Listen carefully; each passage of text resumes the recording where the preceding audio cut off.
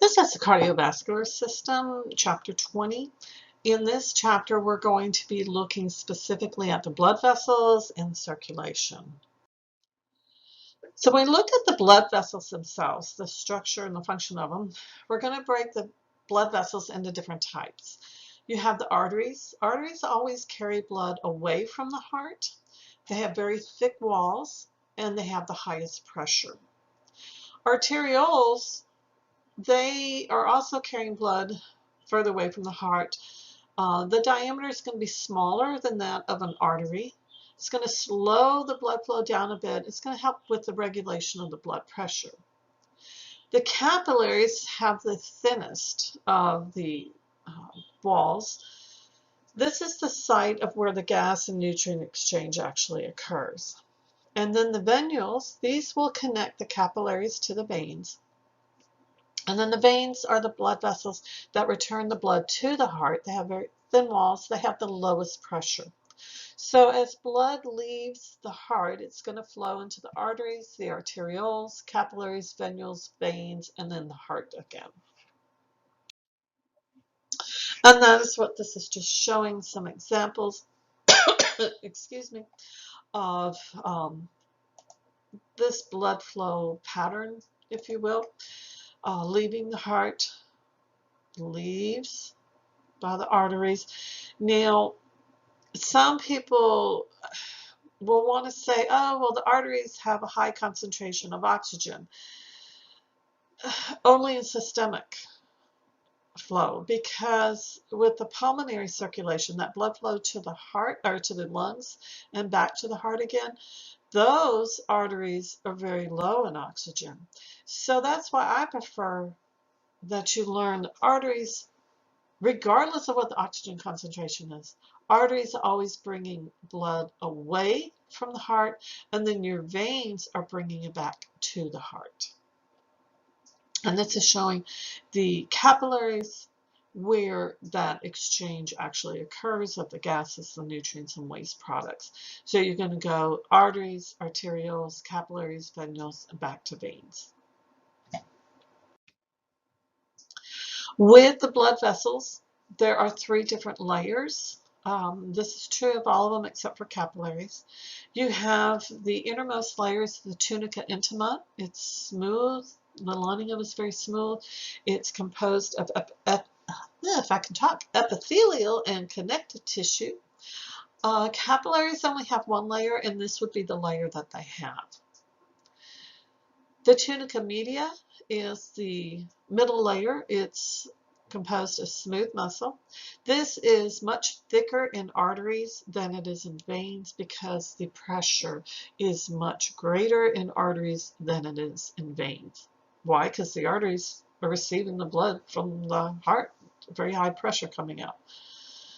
The tunica externa, often also known as the tunica adventitia, is going to be the thickest layer in the veins. It is connective tissue. So this is showing up here in this schematic drawing of the different layers. So the intima, the media, that's smooth muscle, and the externa. So this is an artery. And then over here in the vein, notice that the tunica media is not as thick as what you see over here. But in reverse, the externa is thicker. And when you look at a cross-section or histology slide, because of the muscle layer that is so nice and thick in the artery on a cross-section is going to look round, but the vein's going to look collapsed. It looks like somebody squished it. So this would be the vein, and this is the artery. And this open white area, where they nicely put the labels, that is the lumen. The lumen is the opening. That's where the blood's actually flowing, is in here.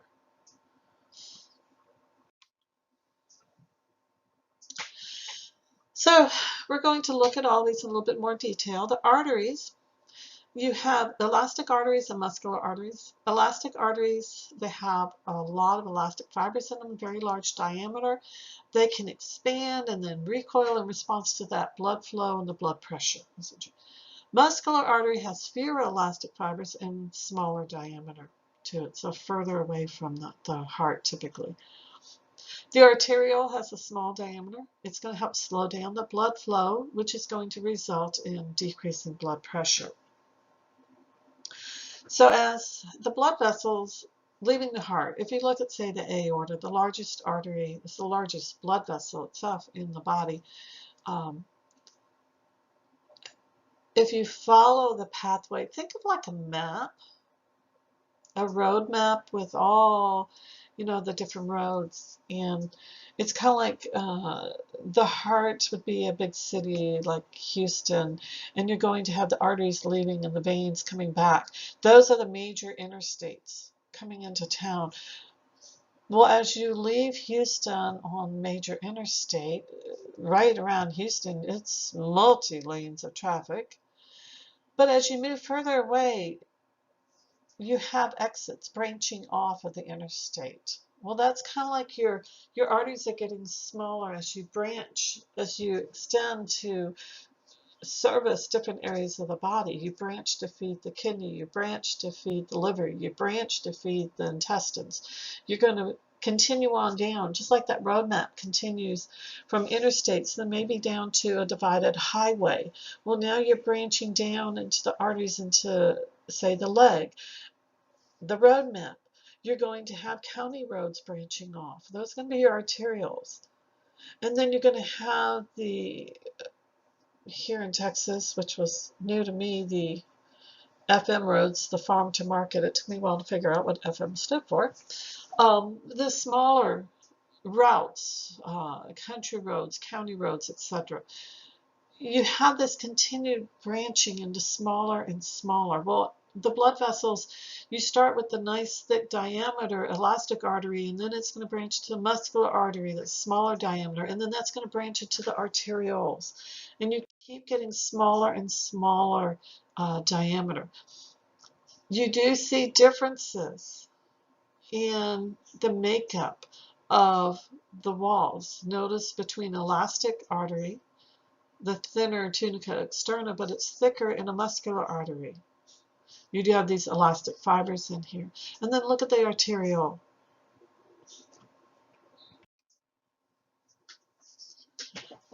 A meta-arteriole, this connects the arteriole now to the next thing, which is the capillary. The capillary is going to be the smallest diameter of any of the blood vessels. So this is like your dirt country road.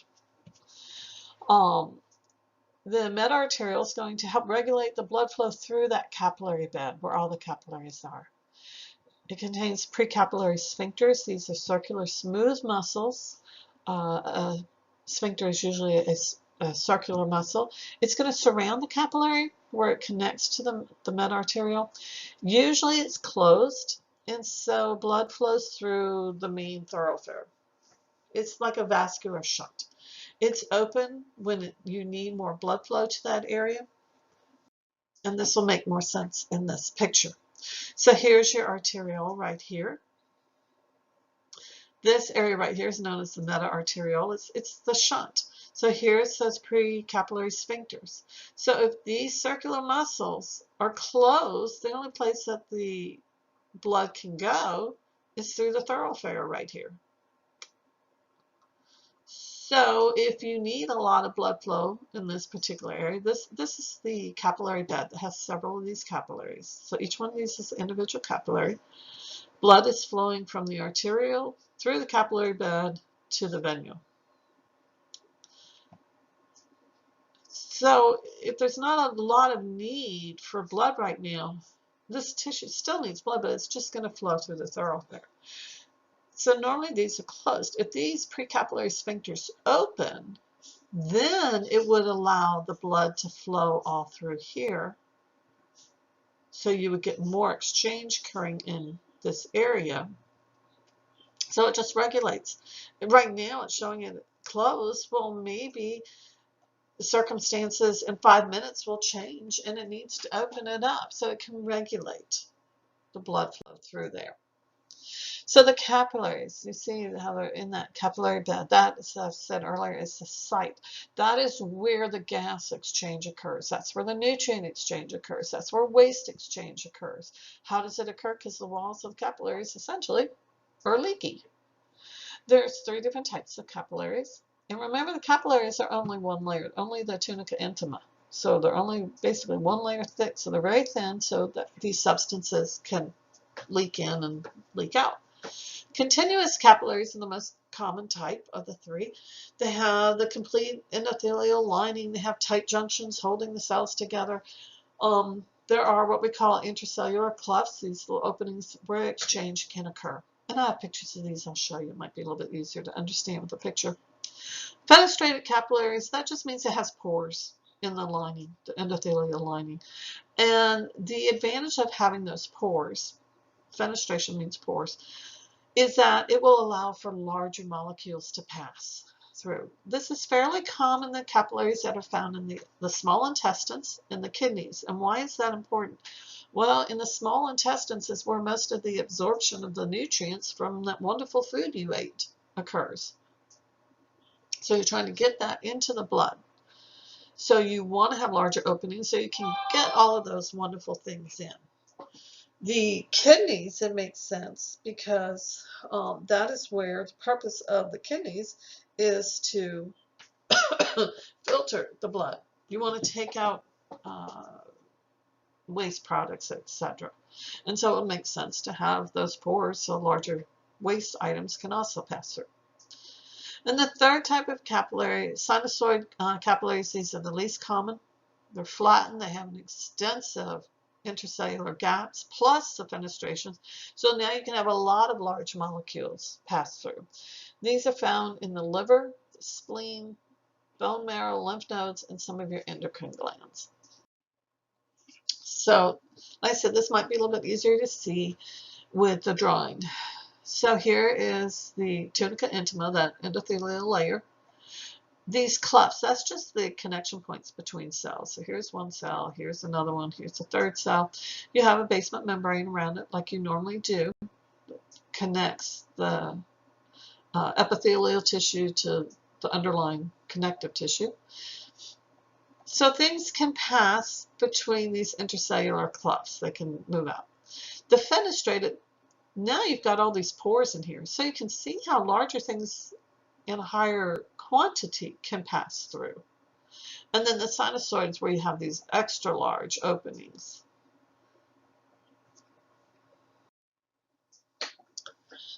So we've talked about the arteries, the arterioles, the capillaries, and now the venules. The venules are going to connect the capillaries to the veins.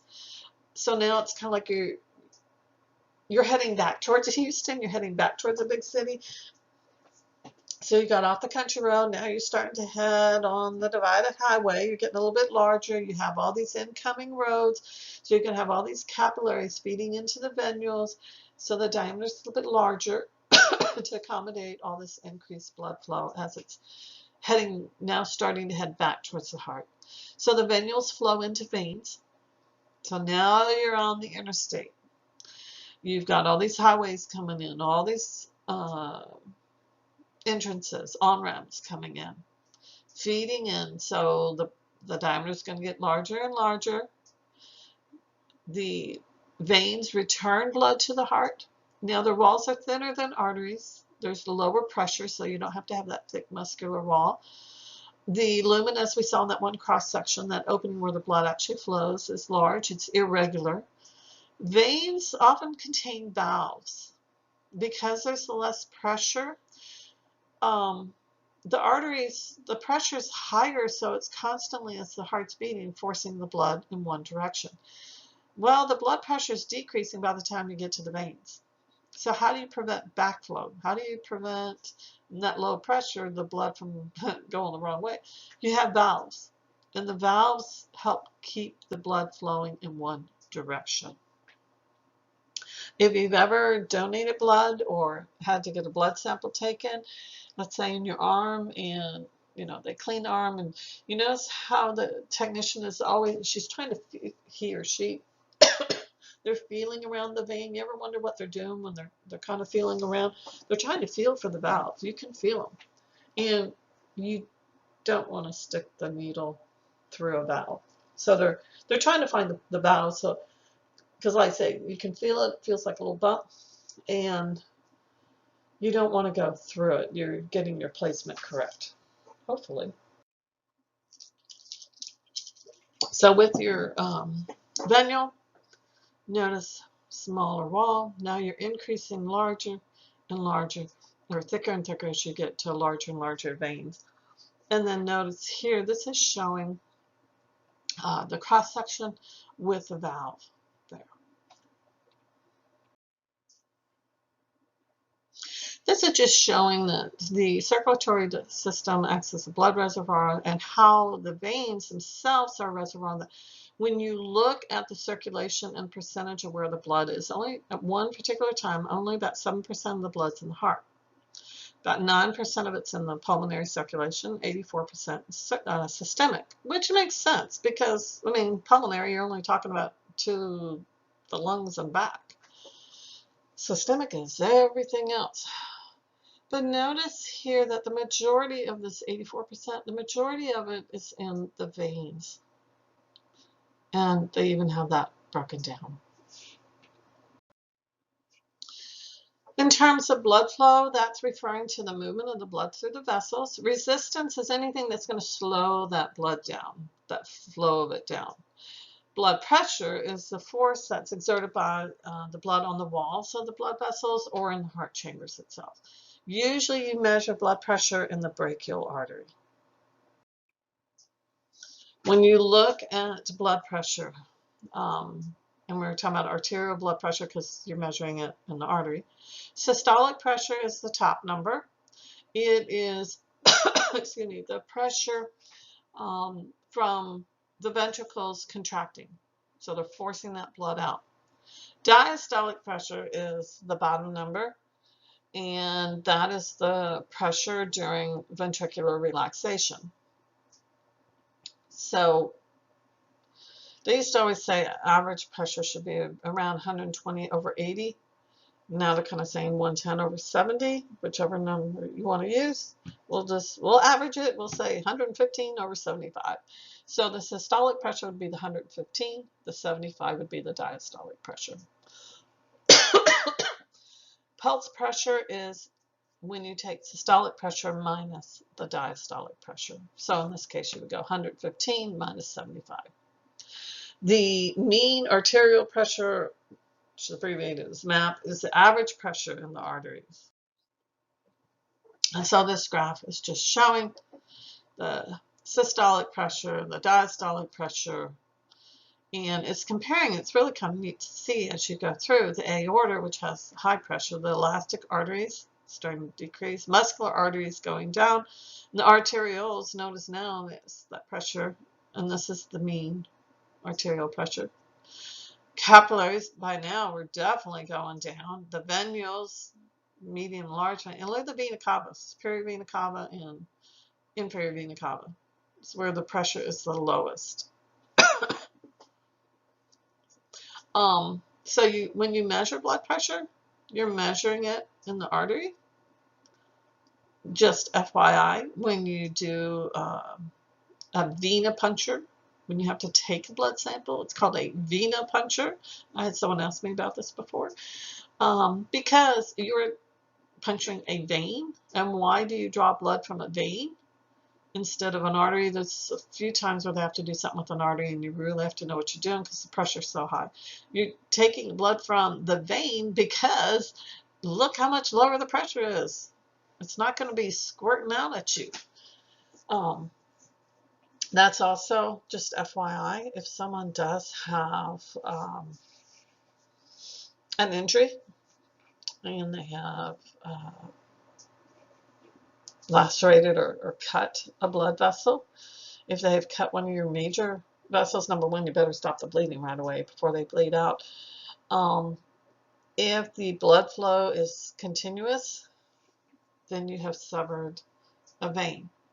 If it is squirting, kind of a rhythmic squirting, that's because of the pressure, and with the pumping of the heart, that means you've severed an artery. Just these lovely little tidbits for you. The pulse, this indicates the heart rate, and you'll measure this on an artery. Probably the most common place is going to be the brachial artery. You can also do it on the radial artery right here. the carotid artery. Once again, a lot of you I know have clinical experience. When you go to measure the pulse, do not use your thumb because you're going to pick up your pulse, not the patient's. So, to measure the blood pressure, this is usually covered in a lab that we do, but just briefly here, you're going to need the big man manometer and a stethoscope, otherwise known as your stethoscope and your blood pressure cuff. To get the most accurate readings, you're going to want to use a manual one. Once again, a lot of you I know have some clinical experience, and some of you are very familiar with. At home, you may have a automatic wrist one. Those usually are not in a clinical setting going to be used. This is much more accurate to do it the old-fashioned way. The first sound that you hear is the systolic pressure. The second sound is the diastolic pressure. So there can be multiple sounds, but when you pump the cuff up, that first sound that you hear, this is the cuff pressure as it's decreasing, so you pump it up. And that first sound that you actually hear, that's why you have to be paying attention, is notice the number. So this would have been at 120. It's going to sound faint, and then it gets louder and louder, continuous, and then it drops out. And you have to be paying attention to catch that last sound. What are things that can affect the blood flow and pressure? Things such as cardiac output. Anything that increases cardiac output will also increase pressure and flow. Compliance, that's the ability to be able to expand to accommodate increased volume. If you're not compliant, then you're going to increase the pressure and you'll decrease the flow. I mean, if you can't expand to allow more blood flow through, then it's kind of like that's your stopping point. That's your, everybody's trying to get out that one door type thing. So it's going to increase the pressure and decrease the flow. Blood volume. If you increase blood volume, you're going to increase the flow, which makes sense. Typically also going to increase pressure. Blood viscosity, that's how thick the blood is. If you increase the viscosity, you're going to increase the pressure, and that's going to decrease the flow. Think of, sometimes I'll describe it kind of like a milkshake. The thicker the milkshake, the harder it is to, suck it up the straw. Blood vessel length and diameter. The longer the vessel, the increased resistance. There's more distance to travel with that resistance on the walls of the blood vessel. It's going to decrease the flow. If you increase the diameter, that's going to decrease the resistance and increase the flow. So you have to look at all of these different factors, and this compares the vessel diameter and comparing your different arteries, the capillaries up to the veins, and the diameter. So you can see the diameter is lowest with the capillaries here. If you look at the total cross-section area of the vessels, and combine them all together, the average blood pressure, and then the velocity of the blood flow. So definitely see how it slows down when it's going through the capillaries, which makes sense because you want the blood to slow down as it flows through that capillary bed. If you slow it down, you get increased exchange occurring. If it goes too fast, if it's flowing too fast through the capillaries, you're not going to have good exchange of the gas, nutrients, and waste products, etc. Excuse me. And so this is showing what happens if you have a normal artery right here as an example, with the normal blood flow through here, the cross section of it, you can have nice flow. Now, when you have plaque, build up a plaque in your arteries, what does that do? It narrows down the diameter. That means it's going to decrease the amount of blood flow, and it's going to increase the resistance along here. Look at how much it has narrowed. So now the heart has to pump more frequently and harder to get the same volume of blood to where it needs to go. And this is a cross-section of what plaque looks like in an artery. With your veins and the venous system, things that are going to help the blood flowing along through here. Like we said, the pressure is going to be lower than in the arteries. And there are things or factors that will help increase the ability of the blood to keep flowing through there and not backflow. You've got your skeletal muscle pump. What this refers to are your skeletal muscles that are surrounding the veins. They contract. Your skeletal muscles, just even keeping, posture. You've got some muscles contracting, others relaxing, and it's always kind of changing around a bit for that muscle tone. Well, every time the skeletal muscles are going to contract, that increases pressure in the veins and it helps to push the blood up. The respiratory pump. This deals with changing pressure. Every time you inhale and exhale, it's changing the pressure in the thoracic cavity.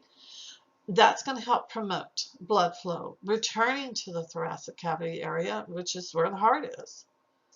Everything wants to naturally go from high pressure to low pressure. Excuse me. The valves that we've talked about, they help to prevent backflow. So there's a natural pressure gradient that's driving the blood back towards the heart. Like I said, things want to go from high to low. Well, if it's highest in the arteries, lowest in the vein, the blood's naturally going to want to be going in that direction. And constriction of the veins, venous constriction, that increases the pressure, and that's going to help increase the flow back. So this is a nice picture showing with the skeletal muscles as they contract. See how it, for lack of a better word, it's applying pressure or it's squishing the veins a little bit, pushing up. It's kind of like squeezing, I don't know, a tube of toothpaste or whatever. You squeeze on the bottom and it's going to squeeze it up towards the top. Here's your valves, so it's closed.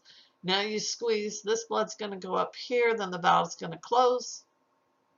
The blood that was here moves up, moves up, moves up. It's kind of like a stepwise movement. With capillary exchange, bulk flow is just a mass movement of substances in and out of the capillary beds. Couple terms to keep in mind. We'll talk about filtration and reabsorption. This will come again when we talk about the urinary system and function in the kidney. Filtration refers to movement of substances out of the blood and into the tissues. Reabsorption is going the opposite way. It's the movement out of the tissue of substances and into the blood. Movement is always going to be down the pressure gradient, so it's always going to go from high pressure to low pressure. Hydrostatic pressure and osmotic pressure are two of the pressures we talk about with capillary exchange. Hydrostatic pressure is the pressure of fluid that's enclosed in a space, and it's going to force the fluid out of the capillary and into the surrounding space. Osmotic pressure, that's determined by osmotic concentration. What are the concentrations of things? Like sodium, what's the concentration of calcium? What's the concentration of potassium? It's going to draw fluid back into the capillary. So hydrostatic is going to help move fluid out of the capillary. Osmotic pressure is going to help move it back into the capillary. So right here, you're noticing that filtration, like I say, here's your capillary. Filtration is responsible for the moving things out. And notice that the pressure is higher inside, so that's why it's lower outside. It's going to move out. Now, about the middle of the capillary, pressure is about equal, so there's no net movement. By the time you get down towards, over here would be the venu, towards the end of the capillary bed, now the pressure is lower and you're going to have reabsorption occurring. So now substances flow back in, which makes sense. So as over here is the arterial, the blood's flowing in. Initially you have filtration, substances moving out of the blood, meaning your oxygen, your nutrients, things that the cell needs, it's flowing out. As the blood continues now to move down, by the time you get to the end of the capillary bed, you have reabsorption. You're pulling in the carbon dioxide and the other waste products before the blood leaves the capillary bed. So it's like deposit the goods, pick up the waste. And that's exactly what's happening here. So the blood comes in, leaves through, if these were open, you had blood flowing through the capillaries, and even in this section here, flowing out. So you have filtration, things flowing out, those nutrients, the oxygen, nothing much happening right here towards the middle. And then by the end here is where you have the reabsorption occurring. You're taking up the waste products prior to moving into the venule. Same thing's occurring down here. Filtration, nothing, reabsorption.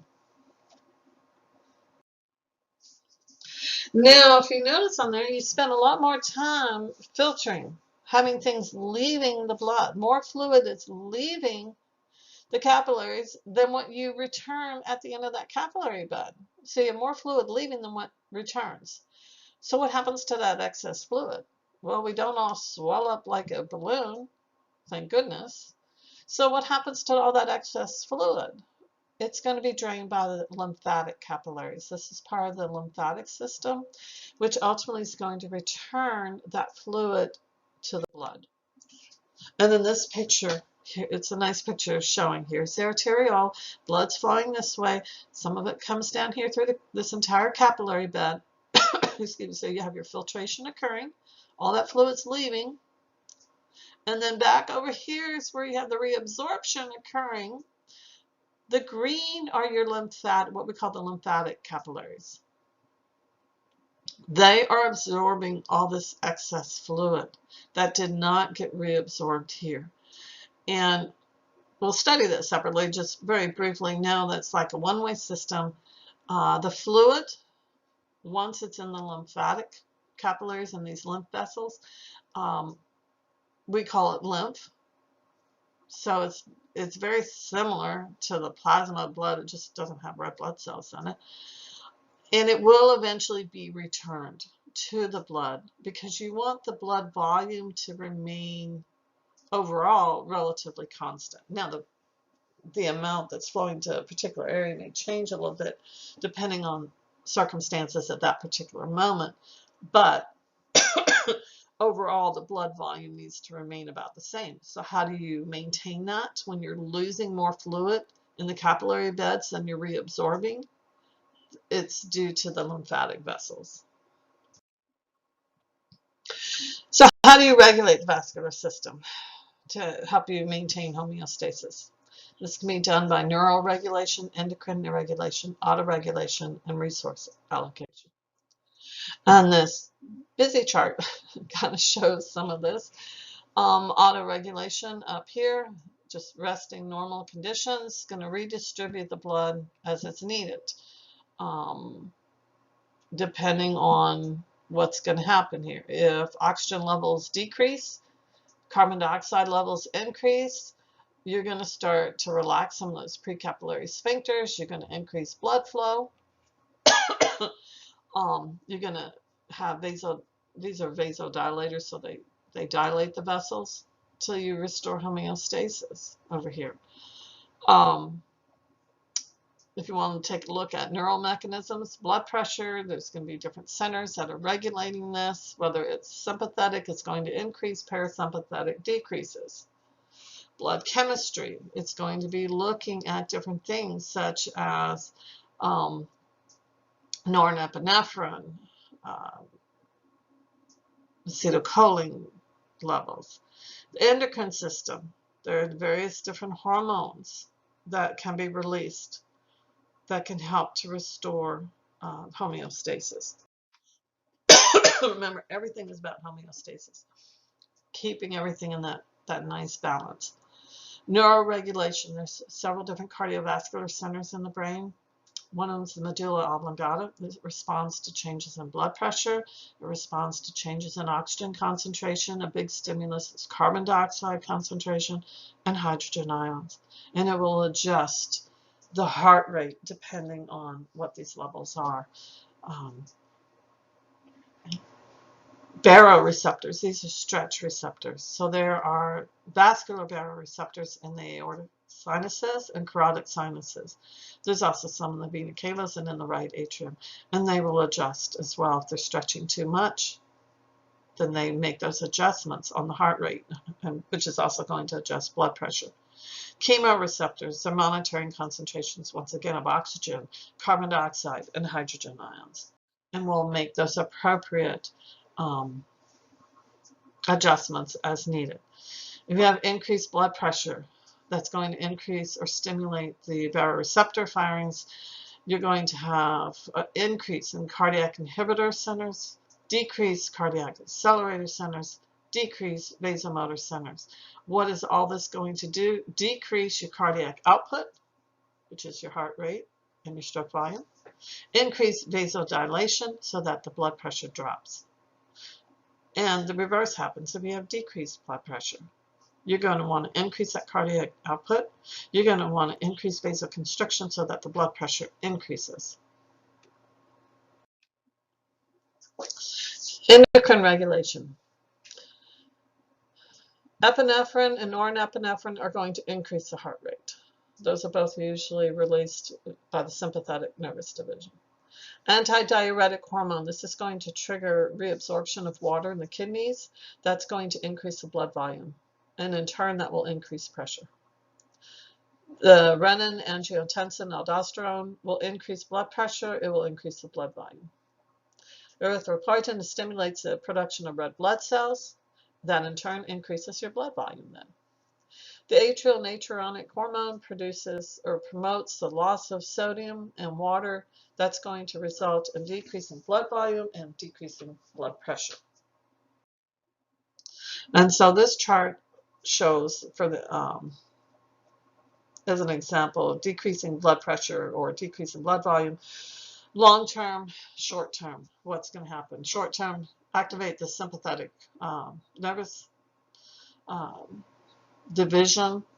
Remember your fight or flight, that's going to release epinephrine, norepinephrine.